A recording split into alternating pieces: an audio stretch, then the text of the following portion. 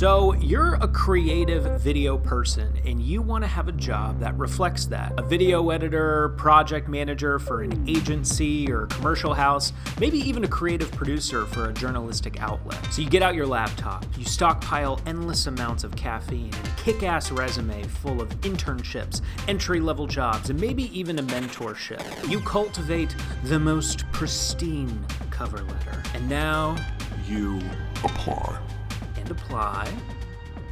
And you keep applying. The time goes by and eventually no one gets back to you. Does that sound familiar? If you're a creative professional and you're struggling to get your dream role in video production, you have to make a documentary about yourself. But what does that mean and how do you do it? Hi, I'm Gregory and I'm going to be going over this documentary I made about myself and the 7 steps I took in order to make it.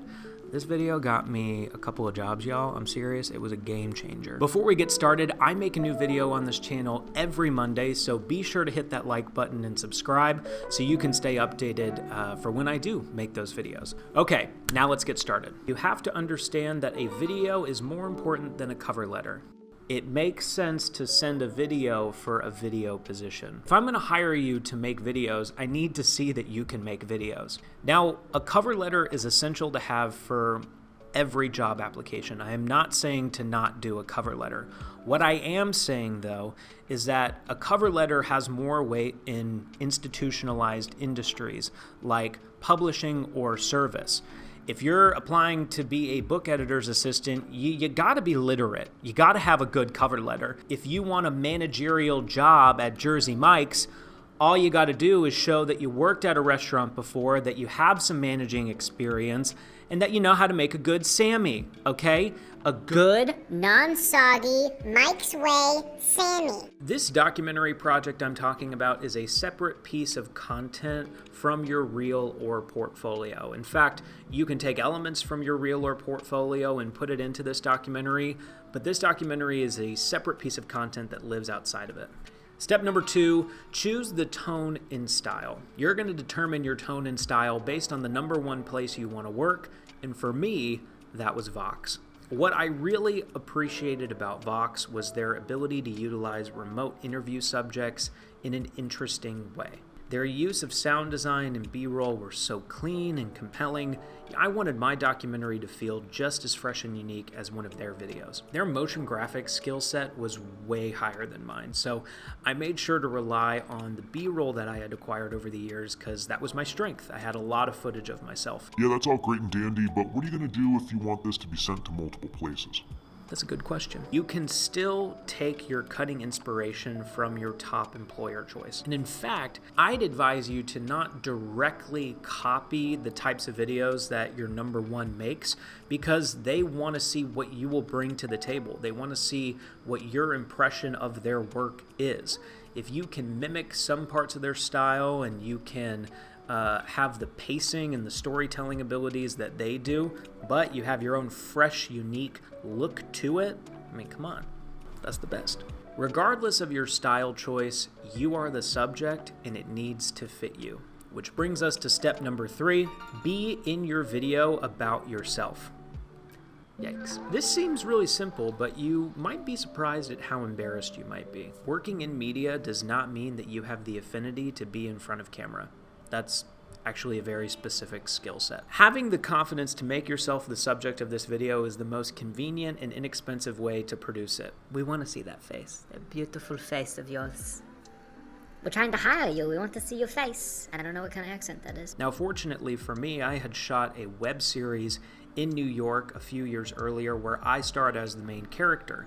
I had various B-roll moments of myself walking around New York in a black t-shirt and sunglasses. This established New York as a backdrop, which also happened to be where most of the jobs I was applying for were based. Okay, yeah, so that's good to know, but what if I don't have footage of myself? All I got is my Instagram feed, which is photos of foliage and my dog. Look at that. I can't even keep a camera straight. I just hate doing this. That's okay. You're gonna have to film something, kind of like I am now. I'm completely handheld because my tripod died. Keep it at your comfort level and show yourself working where you actually work. It's 2022, okay? We have conference calls with our coworkers and see their family and their animals in the background. Nothing is off limits anymore in a sense. So just own your space, whatever that is, and just show yourself living in it. It's this type of authenticity that really stands out, and it allows a hiring manager and potentially your manager just to see who you are. Now that you're the main character, who are the side characters? If you're going to be the subject of this documentary, well then in turn there need to be some experts about the subject, aka you. Now, in my opinion, I think this is a really great way of showcasing your referrals instead of just writing down their phone number. 3 is good. It's not too many or too few, and it also naturally helps you pace out a beginning, middle, and end to your video. Start by listing out a series of questions that they can use to answer about your character. They should mention where they worked or if they managed you directly. It can be really hard to have people talk about you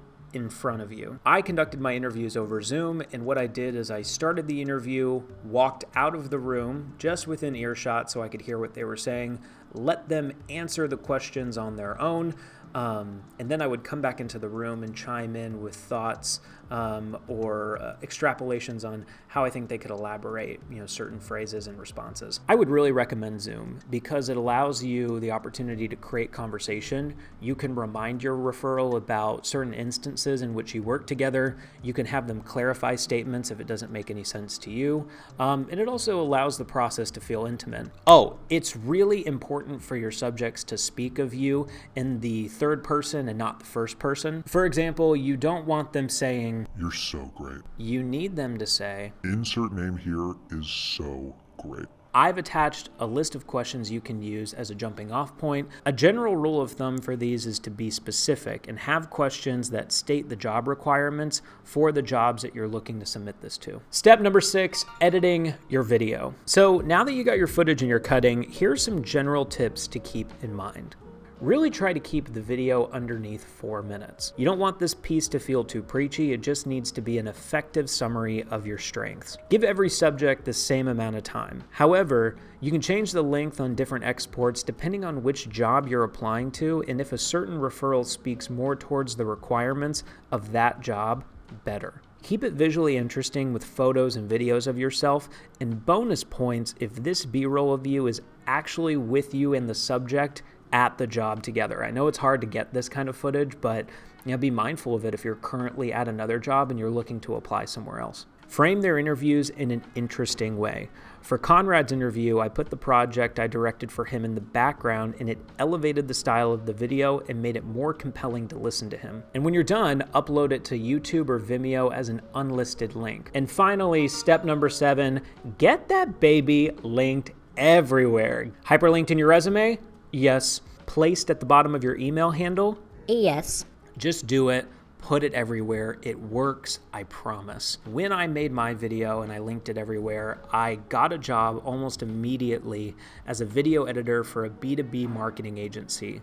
7 months later, I got hired to be a creative producer at another B2B marketing agency. This video was a consistent throughout both of those jobs. It lived on my LinkedIn page, and it still serves on my cover letter and resume today. Believe me, I know it's hard when you're applying to jobs and you're not hearing back. So your job application is going to a hiring manager that is filtering out through dozens, if not hundreds of applications.